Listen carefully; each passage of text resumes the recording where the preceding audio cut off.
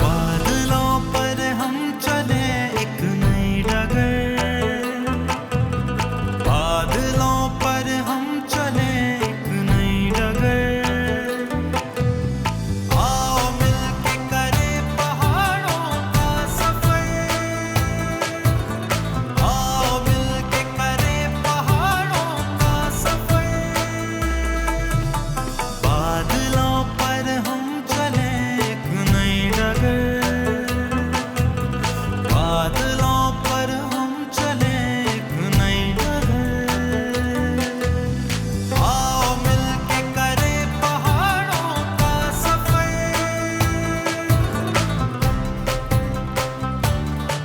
शहीदों, गाजियों और हुर्रियत पसंदों की सरजमीन रियासत हाय आज़ाद जम्मू और कश्मीर, तहसील बलोच से नसीर अब्बासी का आपको सलाम। 1832 में सरदार सब्ज़ अली शहीद और सरदार बली खान शहीद ने एक ऐसी तहरीक का आगाज़ किया जो आज तक जारी और सारी है। और यहाँ पर जहाँ हम मौजूद हैं, इस वादी के इर्द गिर्द बेशुमार शहोदा की कब्रें हैं। हम आपको आज लेके जाएंगे पहाड़ों के सफ़र के सिलसिले में उन शहोदा के मज़ारात पर। इसके अलावा एक्सप्लोर करेंगे हम तहसील बलोच को और जानने की कोशिश करेंगे कि कौन कौन से वो शहोदा के ख़ानदान हैं और कौन कौन से वो शहीद हैं जो इस जंग आज़ादी में शहीद हो चुके हैं। इसके अलावा तत्ता पानी भी आपको लेके जाएंगे और एक्सप्लोर करेंगे कि यहाँ पर टूरिस्ट की वो कौन कौन सी इम्पोर्टेंट जगह हैं, उनके बारे में बताएंगे, रूट्स के बारे में बताएंगे, कल्चर के बारे में बताएंगे। आप हमारे साथ रहें। आज हम एक्सप्लोर कर रहे हैं रियासत हाय आज़ाद जम्मू कश्मीर की तहसील बलोच और इसके मौलिका आबादियों को।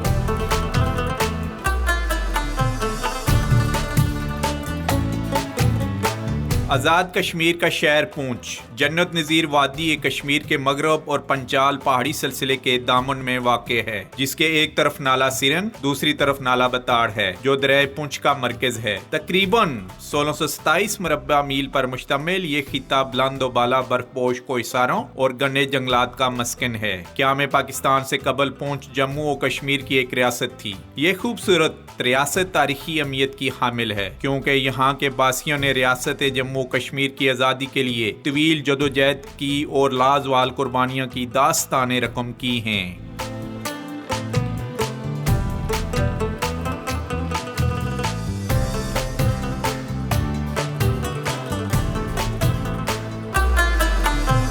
अपने हैं सब घर वहाँ पे खास हैं, बुलंदी पर है रहते दिल के पास है, बुलंदी पर है रहते दिल के पास है, रौनकें पाओगे देखोगे जिधर। बात करते हैं यहाँ पर हमारे इसी इलाके के यानी तहसील जो बलोच है, इसके मिशरान यानी बुज़ुर्ग मौजूद हैं। सबसे पहले यहाँ हम कोशिश करेंगे, हिस्ट्री जानने की कोशिश करेंगे कि बलोच और इसके गिरदोनवा में कौन कौन से कबाइल आबाद हैं, उनका क्या रोल रहा है प्री पार्टीशन और पार्टीशन के बाद। तो गुफ्तगू का आगाज़ हम करते हैं। जी, सबसे पहले अपना नाम बताइएगा। मोहम्मद आसिफ सर। आसिफ साहब, सबसे पहले हमें बताइएगा कौन कौन से कबाइल यहाँ पर आबाद हैं। हुज़ूर वाला, ये जो बलोच की धरती है, सबसे पहले बलोच की वजह तस्मिया बयान करना बेहतर समझता हूँ। बलोच का नाम बलोच यहाँ की एक बुज़ुर्ग हस्ती थी जिनको सैयद अल्लाह बादशाह के नाम से भी जाना जाता है। उनकी यहाँ बलोच मरकज़ में ज़ियारत भी है, तो उनके नाम की वजह से बलोच का नाम, उसकी वजह तस्मिया बलोच जो है पड़ गया है।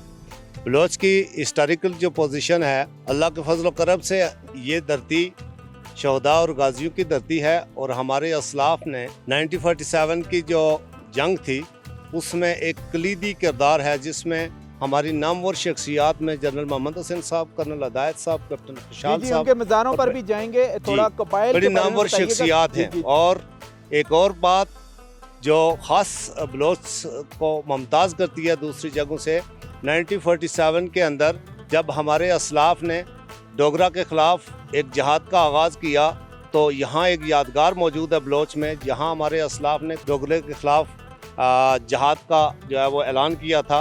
वो यादगार भी बलोच में मौजूद है। और बलोच मल्टीपल कबाइल का एक गुलदस्ता है, जिसमें सदर्न ट्राइब जो है वो सबसे बड़ी बरादरी है यहाँ की। उसके बाद मल्क बरादरी है, मुग़ल जनाल बरादरी है, सादात यहाँ बसते हैं और दूसरे क्रेश हैं। बेशुमार कबाइल जो है, छोटे छोटे कबाइल का एक जो है वो मरक्का है और बड़ी खूबसूरत एक गुलदस्ता है। अच्छा, कितना अरसा हो गया है कि आप अपने उन अजीज़ों से जो LOC की दूसरी साइड पर हैं उनसे आप नहीं मिल सके? 1947 के बाद तो मुलाकात कभी भी नहीं हुई। दरमियान में एक रास्ता हमवार किया गया था ना, जब ट्रेड भी बहाल हुई थी, उस वक्त कुछ इजाज़त मिली थी कि बॉर्डर नहीं पर सर, मिल सकते हमारी हैं? LOC कभी भी नहीं क्रॉस हुई।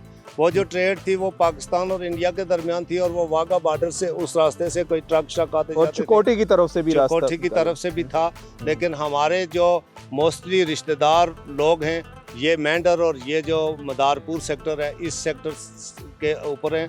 और बेशतर लोग जो हैं वो बस मैंने जैसे पहले अर्ज किया कि खुशियों के मौका पर एक दूसरे को हाथ हिला के बस मुलाकात नहीं हो सकती। जी अरशाद साहब, आप बताइएगा कोई बलोच के बारे में मुनफरिद कोई हैसियत बलोच की किस वजह से है? बलोच की धरती ने ऐसे ऐसे बेटे पैदा किए कि अगर आप उनकी तारीख को पढ़ें, जिस तरह के Sabz Ali Khan, Malli Khan, colonel Hadayat, general Mohammad Hussain and major Gulzar and captain Khushal, इन लोगों ने इस आज़ादी कश्मीर में अपना किरदार अदा किया और तारीख में अपना नाम रकम किया कि उन्होंने अपनी कुर्बानियाँ इस खित्ते के लिए कुर्बानी दे के आज आप और हम अगर आज़ाद फ़ज़ा में बैठे हैं तो उनके नाम से ही, शहीदों की कुर्बानियों की वजह से। यस जी, अपना नाम बताइएगा और हमें बताइएगा सैदुज़ई जो आपका सरदार शाहीन बरकत हुसैन सैदुज़ई कबाइल से हमारा तल्लक है। जी। अच्छा, क्या पैगाम देंगे आप टूरिस्ट को? इतनी खूबसूरत वादियाँ वो देखने आ सकते हैं और कौन कौन से रास्तों से यहाँ पहुँच सकते हैं? देखें, ये मीरपुर से कोटली, कोटली से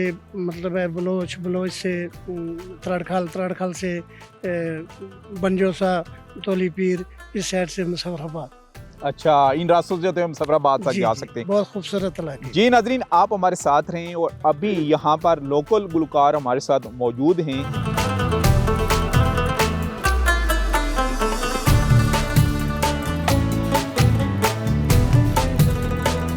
जिस जगह भी जाते हैं उसका हम कल्चर, उसकी ट्रेडिशन भी हम आपको दिखाते हैं। तो पहाड़ी ज़ुबान में सरदार ज़हीर सागिर साहब हैं, वो हमें एक मिली नगमा सुनाएंगे। तो जी सागिर साहब, सबसे पहले अपनी टीम का इंट्रोडक्शन करवाइएगा और बताइएगा आप कब से गा रहे हैं? ये हमारे गढ़नवाज हैं खालक साहब, खालक में मुँह साहब, और ये हमारे स्टार नवाज हैं राजा रिजवान साहब, इसी जगह से इनका ताल्लुक है। और अच्छा। ये भी अपने हमारे भाई हैं अमजद मुगल साहब, इनका भी यहाँ से ही ताल्लुक है बलोच से। तो जी क्या सुनाएंगे आज हमें? सर, मिली नगमा हमारी वादी के हवाले से वो तो इस खूबसूरत वादी के बारे में हमें सुनाए मिली नगमा, शुरू कीजिएगा।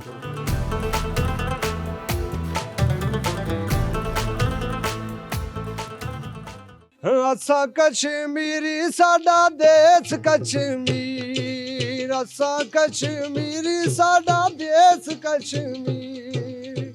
साड़ी साड़ी वादी यारो, साड़ी साड़ी वादी यारो, जन्नत नज़ीर। असा कश्मीरी साडा देश कश्मीर, असा कश्मीरी साडा देश कश्मीर, असा कश्मीरी साडा देश कश्मीर।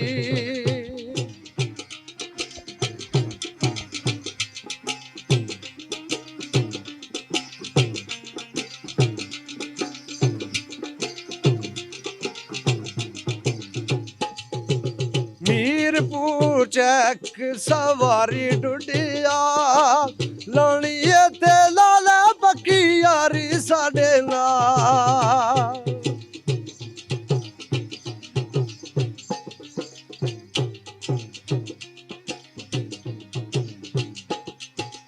मीरपुर चक सवारी डुडिया, लाणिए ते लाला पक्की यारी साडे नाल।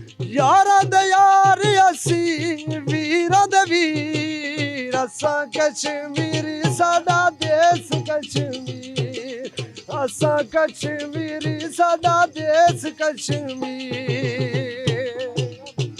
वस दे ने इथे नेक दिल इन सा अमलो अमान कश्मीर दी पहचान सच या ज़हीर असा प्यार दे सफीर असा कश्मीरी साडा देश कश्मीर असा कश्मीरी साडा देश कश्मीर साड़ी साड़ी वादी यारो साड़ी साड़ी वादी यारो जन्नत नज़ीर असा कश्मीरी साडा देश कश्मीर असा कश्मीरी साडा देश कश्मीर असा कश्मीरी साडा देश कश्मीर बादलों पर हम चले एक नई डगर बादलों पर हम चले एक नई डगर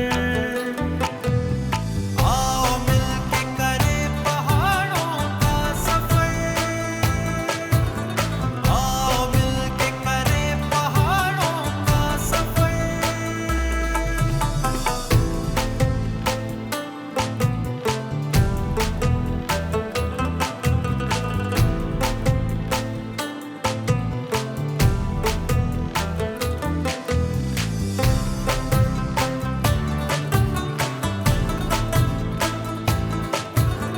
ऐ राय हक के शहीदों वफा की तस्वीरों तुम्हें वतन की हवाएं सलाम कहती हैं। जी इस बात में मौजूद हूँ उन शहीदों की यादगार के ऊपर जो बलोच में है, जहाँ से एक ऐसी तहरीक ने जन्म लिया।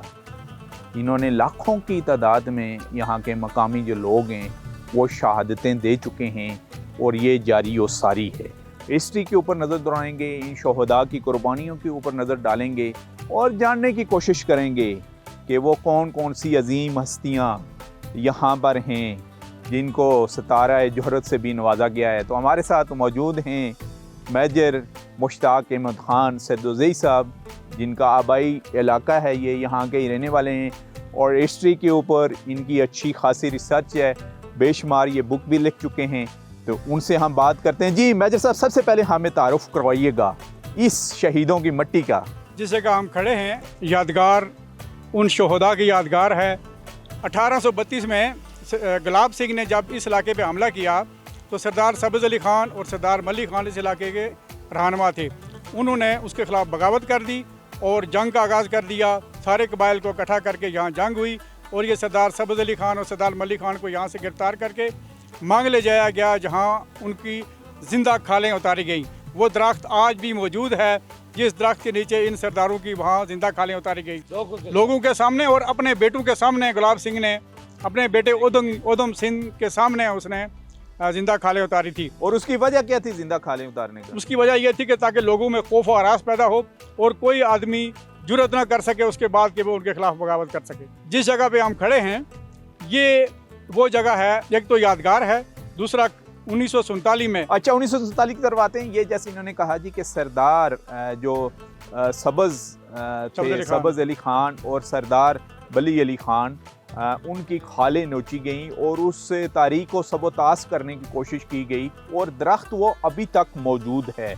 ऐसा ही है ना जी, दरख्त अभी तक मौजूद है 1832 का, जिसके ऊपर उनकी खलें टांगी गई। लेकिन उस तारीख ने सबोताश नहीं हुई बल्कि वो जारी रही, बल्कि उसने एक और जिद्दत पकड़ी।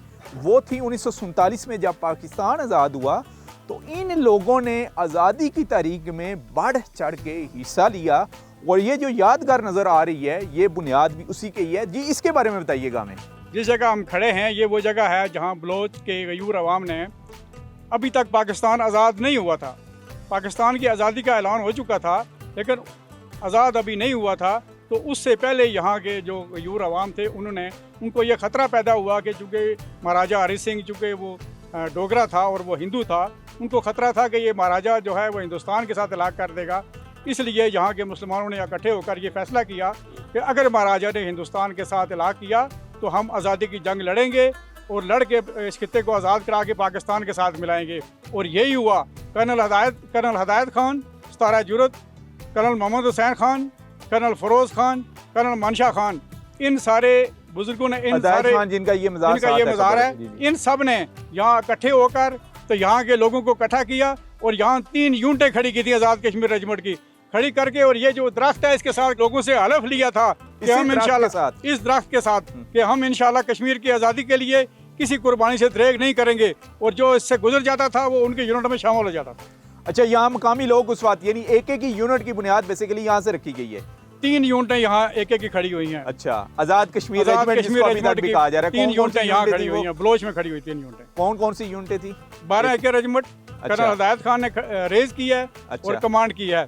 First AK regiment general Mohammad Hussain ने रेज किया और कमांड किया है, और 4 AK regiment colonel Feroz Khan ने रेज किया और कमांड की है। और फिर हमें बताइएगा, फिर इन यूनिटों ने ज़ाहिर है इन्होंने आज़ादी में फिर हिस्सा लिया, उसका कोई हमें दास्तान सुनाइएगा। फिर कर्नल हिदायत खान ने न सिर्फ बलोच तक का इलाका बल्कि कोटली और मेंढर तक का इलाका फतह किया था, और कर्नल हिदायत खान वो इस धरती का वो दलेर बच्चा था कि जब जिस इलाके में वो मौजूद होते थे तो वहाँ लोग कहते थे कि आज सारे आराम से सो जाओ, इधर हिदायत खान मौजूद है। जनरल मोहम्मद हुसैन ने कोटली का इलाका फतह किया था, और कर्नल फरोज खान ने अजीरा तक का इलाका फतह किया। इंशाल्लाह जब तक कश्मीर आज़ाद होकर पाकिस्तान का हिस्सा नहीं बन जाता, हम ये कुर्बानियाँ और ये जद्दोजहद जारी रखेंगे। कहकशां को चुन लो अपनी राह गुज़र, आओ मिलके करें पहाड़ों का सफर।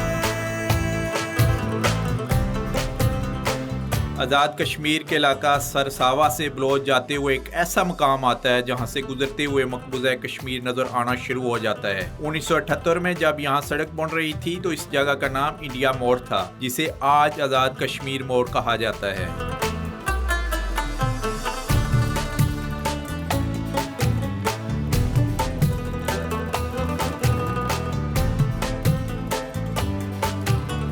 जी नाज़रीन, हम इस वक्त हैं इंडिया मोड़ के ऊपर। इंडिया मोड़ इसका नाम क्यों पड़ा, हक़ाइक़ क्या हैं?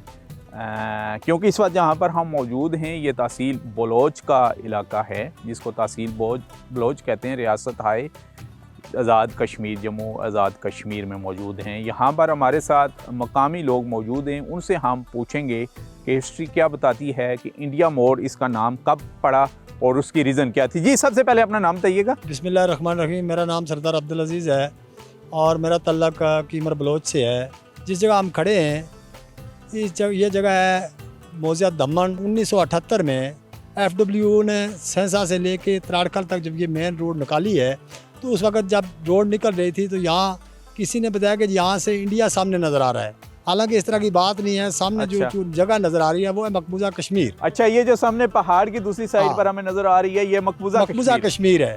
तो आज उस हवाले से इसका नाम इंडिया मोड़ पड़ गया, लेकिन अभी हमने इसका नाम तब्दील करके कश्मीर मोड़ रख दिया है। अच्छा, अभी आपने इसका नाम कश्मीर मोड़ रखा है। और बेसिकली ये टूरिस्ट पॉइंट भी है, यहाँ पर टूरिस्ट आते होंगे, सेल्फियाँ वगैरह भी ले रहे होंगे, क्योंकि व्यू यहाँ का बहुत ही प्यारा है, क्योंकि सरसब्ज वादी हमें नज़र आ रही है और क्रॉस द बॉर्डर आपका जो मकबूजा कश्मीर है उसके भी पहाड़ नज़र आ रहे हैं। यहाँ से मीरपुर से लेके पाकिस्तान से लेके बेशुमार टूरिस्ट आते हैं, और हम यहाँ एक टूरिस्ट पॉइंट बनाने वाले हैं। इसी जगह पे हम एक टूरिस्ट पॉइंट बनाएंगे जहाँ की उनकी इंटरटेनमेंट के लिए और उनको दीगर जो लवाजमात हैं उनके हम पूरे करने जा रहे हैं, ताकि एक हमारी हिस्ट्री जो है वो तारीख के अंदर जिंदा रहे। अच्छा, और टूरिज्म की प्रमोशंस के लिए आपकी मिनिस्ट्री यहाँ पर क्या रोल अदा कर रही है? क्योंकि खूबसूरत एरिया ये हैं, बहुत खूबसूरत हैं। सिर्फ ये है कि टूरिस्ट को मुतवज्जो करने की ज़रूरत है कि टूरिस्ट इन खूबसूरत वादियों को देखने के लिए आएँ। एक तो ये है कि बुनियादी तौर पे हम कोशिश कर रहे हैं कि जो इंफ्रास्ट्रक्चर है, रोड्स हैं, बुनियादी चूँकि टूरिस्ट को पहुँचने में सबसे बड़ी जो है वो हार्डल आ रही है वो है सफरी मुश्किलात हैं।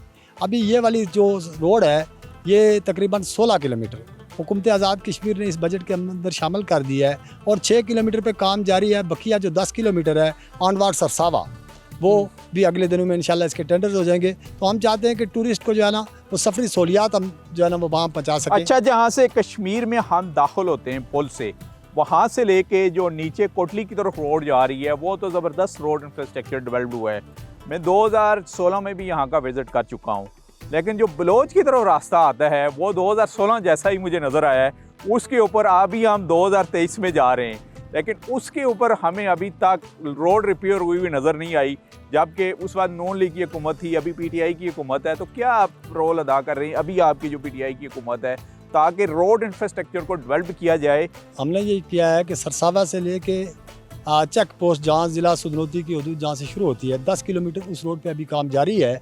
और इधर अब एयरपोर्ट से लेके अप टू सरा 6 किलोमीटर इस पार्ट पे भी काम जारी है। ये दरमियान वाला पार्ट 6 किलोमीटर इस दफ़ा हमने ADP के अंदर शामिल किया है और इंशाल्लाह इसी माली साल में 30 जून से कबल हम इंशाल्लाह इस प्रोजेक्ट को मुकम्मल कर लेंगे इंशाल्लाह, जो बलोच की तरफ इंशाल्लाह, थ्रू आउट जा रही है।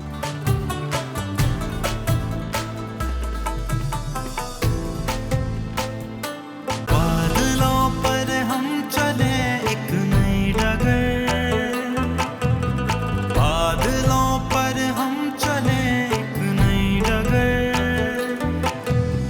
आओ मिलके करें पहाड़ों का सफर। आज़ाद कश्मीर के खूबसूरत और जन्नत नज़ीर इलाका बलोच के गिरदोनवा में घने जंगलात पाए जाते हैं। अगर जाए यहाँ शिकार मना है, फिर भी मकामी अफराद अक्सर इन जंगली जानवरों का शिकार करते हैं। तो जी नाजरीन, यहाँ पर एक घना जंगल है और घने जंगल होने की वजह से यहाँ पर अच्छा खासा शिकार भी है और शिकार के लिए मुकामी लोगों के लिए ये जो इलाका है ये ओपन है।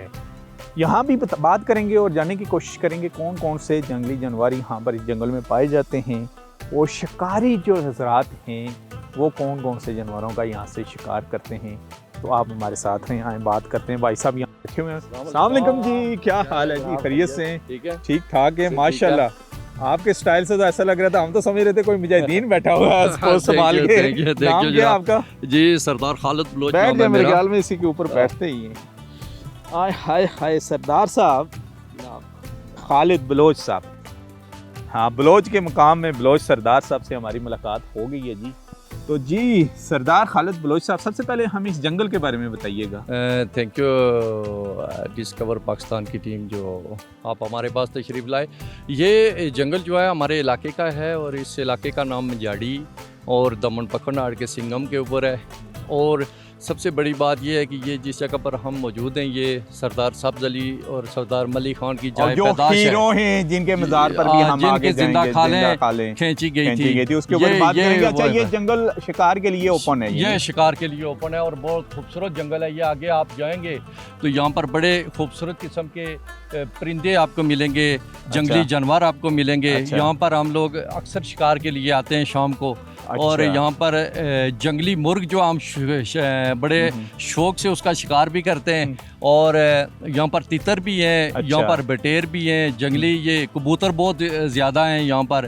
और खरगोश बहुत ज़्यादा हैं। और खरगोश खरगोश का यहाँ का जो खरगोश का उसका गोश्त का मज़ा ही बहुत अलग। इसके अलावा कितने रकबे के ऊपर है ये जंगल? माशाल्लाह बड़ा घना है, यानी कम से कम ये है कि यहाँ से लकड़ी नहीं काटी जा रही। नहीं, लकड़ी नहीं काटी जा रही, बड़ा सेब है। और यहाँ पर जो हमारे जंगलात के ऊपर ऑफिसरान हैं, बड़ा अच्छा उन लोगों ने यहाँ पर मेंटेन किया हुआ है।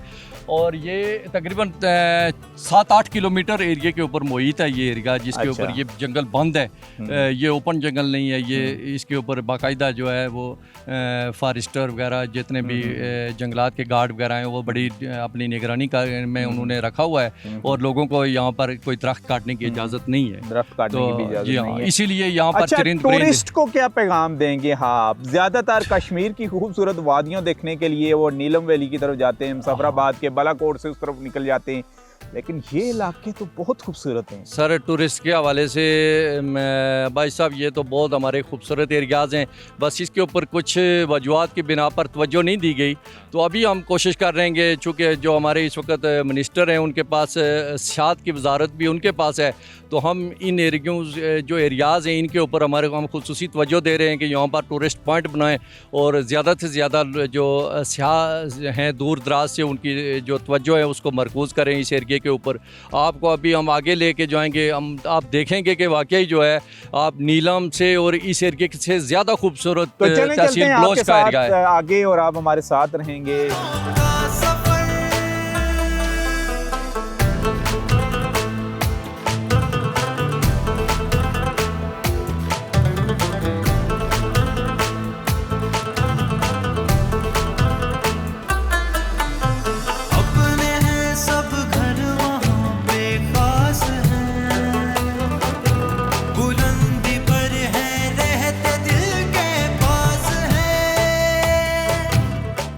आज़ाद कश्मीर का इलाका ज़ियारत साईं जला मजहबी सियाहत के हवाले से इंतहाई अहमियत का हामिल है और यहाँ पूरा साल सियाहों और ज़ायरीन का तांता बांधा रहता है। कहा जाता है कि यहाँ साईं जला खान नामी बुजुर्ग और फ़कीर रहते थे जिन्होंने अपनी सारी ज़िंदगी दरवेशी में गुजारी।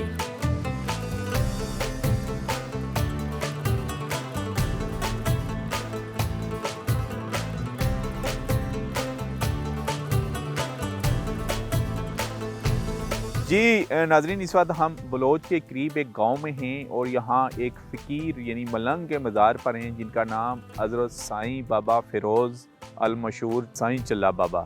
इनके बारे में हम इंफॉर्मेशन लेते हैं, इनके ही फैमिली के हैं। यहाँ पर कुछ मुअज़्ज़िज़ीन इलाका मौजूद हैं, उनसे हम बातचीत करते हैं। जी नाम बताइएगा अपना। फजल सर। फजल साहब, हमें बताइएगा इस मज़ार के बारे में, जरा साईं बाबा के बारे में इनकी तारीख बताएं। तारीख इनकी शुरू से जहाँ से बड़ा एक कलंदर से कलंदर इन्होंने बैठ किया किसी पीर साहब से। अच्छा। तो बस इन्होंने पूरी ज़िंदगी जो चले जो काटे हैं ना, कंधे सिर पर उठाओ, जगह जगह फिरते रहे हैं। तो बस जिस जाते जाते काग इनके साथ होते थे, काग।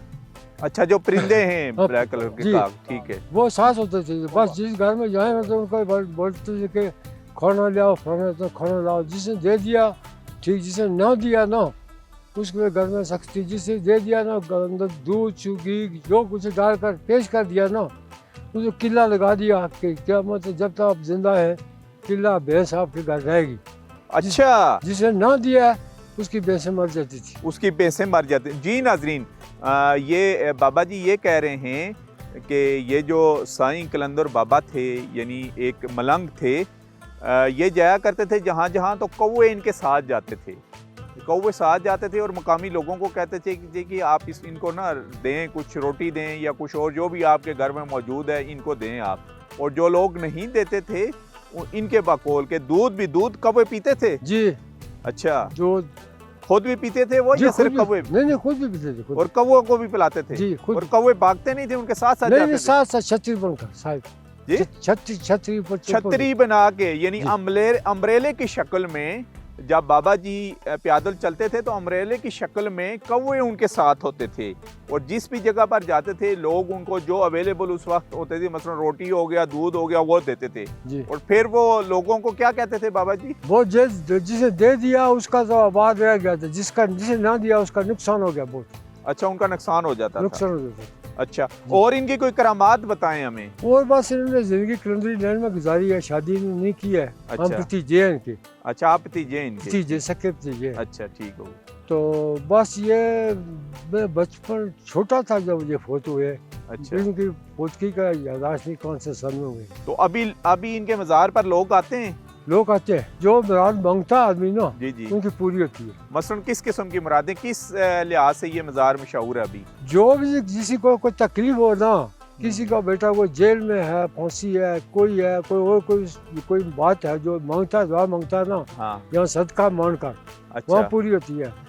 यहाँ आने के बाद वो घर में बैठे अगर बैठा ना, घर में बैठ कर ना, अपने घर में इनको याद कर कोई मन्नत मांग लेता ना, जो दुआ मांगता पूरी होती है। जो दुआ मांगता है वो पूरी होती है अभी भी, यानी सच्ची नीयत करके जी। यानी देने वाली तो अल्लाह की जात है, अल्लाह ताला की जात है, लेकिन इस नेक बंदे के वसीले से जो भी कोई मांगता है वो उसकी वो मुराद पूरी हो जाती है। अच्छा, यहाँ पर तो कश्मीर में क्योंकि अभी भी अच्छी खासी ठंड है यहाँ, क्योंकि सर्दियों का अभी आगाज है और वह बर्फबारी भी होती है। इनके बकौल, इनके जो भतीजे इनके बकौल कह रहे हैं कि गर्मियों में वो आग जला के चारों तरफ लकड़ियाँ होती थी, दरमियान में बैठ जाते थे और जब सर्दियाँ आती थी तो पानी में, मसलन जहाँ पर भी पानी अवेलेबल होता था, मसलन डन टाइप या छोटा सा तालाब, उसमें बैठ जाते, सर्दी नहीं लगती थी उनको। नहीं। यानी कलंदर थे एक साइड के, एक ना जी फकीर थे वो जी। अच्छा, तो कहाँ से लोग यहाँ पर आते हैं इनके मज़ार? दूर से, जिसे लोग सुनते हैं, दूर से लोग आते हैं। अच्छा, किसी की मुराद पूरी भी हुई है किससे यहाँ? किसी के, आप जैसे कहते हैं कि जिसको कोई कत्ल की सजा होगी हो, कोई जेल में हो या कुछ और, कोई ऐसा वाक़या शेयर करें हमारे साथ। नहीं, वो अगर वो मुराद ना पूछते लोग आते हैं, सिर्फ जुमेरात को आते हैं। अच्छा, लोग जुमेरात दिन होता है, जुमेरात, ठीक है। तो जुमेरात वाले लोग आते हैं, तो बस दूर से लोग आते हैं, मुरादें अच्छा, छोटे बच्चों को भी लेके आते हैं, कहते हैं कि जो बोल नहीं सकते थोड़े जो मुराद जिस किस्म का मुराद मांगता पूरी होती है उसकी। बाजार में ये बिल्कुल शायद बिल्कुल जंगल था, बियाबान जंगल, यानी 4 बजे के बाद इधर से आदमी गुजर नहीं सकता था। ये जो बलोच बाजार इसकी बात कर जी, इसकी बात करें, बिल्कुल जंगल था। 4 बजे के दीवर के बाद इधर गुजर नहीं सकता था, जिन्नात वगैरह बुलाइन ये कुछ होता था। अच्छा, तो वो साई नहीं कहलाते थे, चला चला कहते थे। अच्छा, तो उस किलियां ठोकी ना किलियां, अच्छा, तो बस डंड बाजी किलियां ठोकी, क्या मैंने सड़कों में आ गया तो गड्डी जा रही, ओ गड्डी आ रही, ऐ कर लोग ऐसे पागल है, ये पागल है। ये शहर उन्होंने बनाया हुआ है। अच्छा, शहर उन्होंने बनाया हुआ है। तो इसमें इस शहर में 10 चौकीदार उन तभी हिफाजत नहीं है, तो 2 चौकीदार क्या कर सकते, बस निगरान रब की ज़ात है, तो उनकी नजरिए है। अच्छा, ये नहीं आप कह रहे हैं कि तकरीबन 60-70 साल पहले की ये बात है, 60-70 साल 80 साल पहले की बात होगी ना जी, कि वो वहाँ पर जाके किली ठोका करते थे और कहते थे ये गाड़ियाँ जा रही हैं, ये दुकानें हैं, यहाँ से लोग जा रहे हैं, ये बाजार बन गया है जी, और लोग उनका मजाक उड़ाते थे जी। अब यही कह रहे हैं, और अभी वहाँ डेवलपमेंट हो चुकी है और पूरा बाजार भी कायम है, ये कह रहे हैं जी, उसी जगह पर ही, उसी जगह। अच्छा, इसके अलावा और उनकी कोई करामात जो आपके जहन में हो, जो शेयर करना चाह रहे हो आप? बस और बस ये कुछ था, ये बता दिया और कुछ क्या।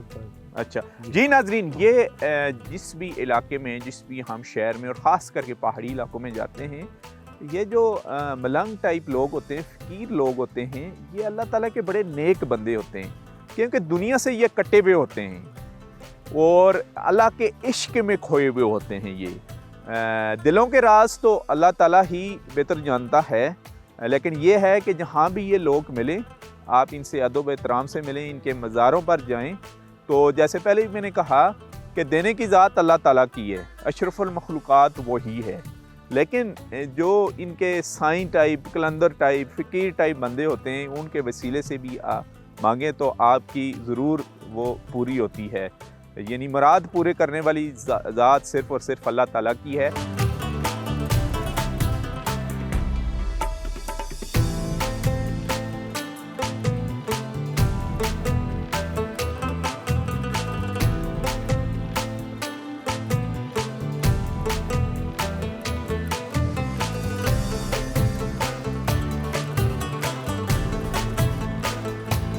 जी नाजरीन, हम तहसील कोहूटा बसरन इस्लामाबाद से सफ़र का आगाज़ किया। तहसील कोहूटा से होते हुए हम पहुँचे ओडाड़ा, उसके बाद सेसा, फिर सरसावा और फिर बलोच।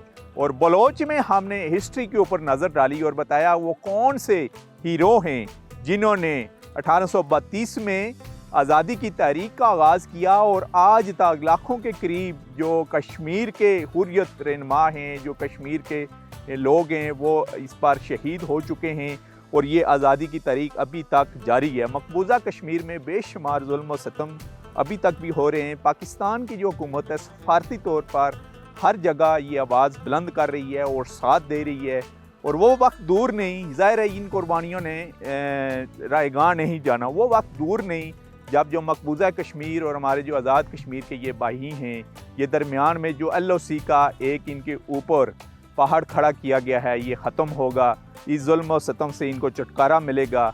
और हम भी उम्मीद करते हैं कि अल्लाह करे आने वाली नस्लों को ये आज़ादी नसीब हो। हमें फ़िलहाल यहाँ से इजाज़त दे दीजिए। नेक्स्ट प्रोग्राम भी हमारा यहाँ पर ही है, शोहदा के ऊपर भी नज़र डालेंगे, हम इन खूबसूरत वादियों के ऊपर भी नज़र डालेंगे और ख़ास करके जो टूरिज़म के प्लेसेस हैं उनको भी एक्सप्लोर करेंगे। फ़िलहाल नसीर अब्बासी को बलोच से इजाज़त दीजिए। अल्लाह हाफ़िज़।